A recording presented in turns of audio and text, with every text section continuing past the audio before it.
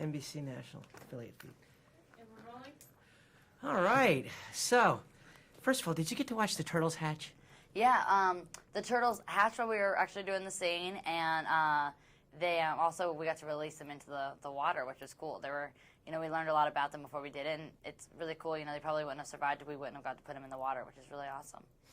I wonder, there's music is such a central part of this movie, and every time I interview people where there's a musical component, I always wonder, in between takes when you're all just hanging out, do y'all get around and play and jam and have a little fun with the music? They suckered me into it a couple times. We'd be out and getting dinner, and there's this little grill place called Stingrays, and one of the guys always had a guitar there, and so a couple times actually they made me get up on stage and sing.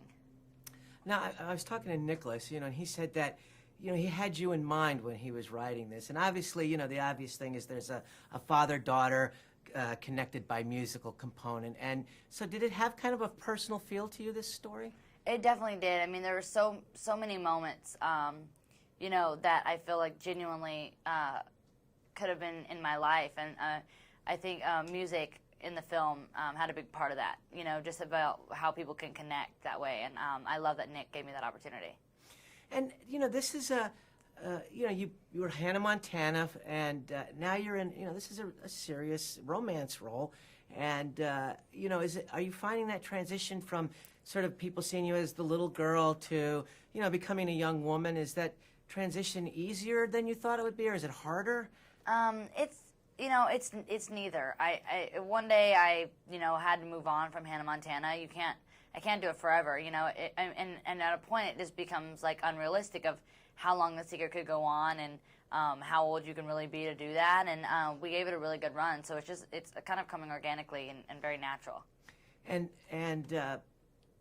you got to work with Greg Kinnear and Kelly Preston. Yeah. And talk about working with those two, especially since they're playing your parents. It was really amazing working with people that are, so close and to me in real life, and so it makes it easier to share that on-screen chemistry. Yeah, well, Kelly said that she's known you for a while. How long have you known her? I've known her for a really long time. I met her probably, I guess, 4 years ago. She came to one of my very first concerts. Now, did you have talk about your involvement with the music and the songs?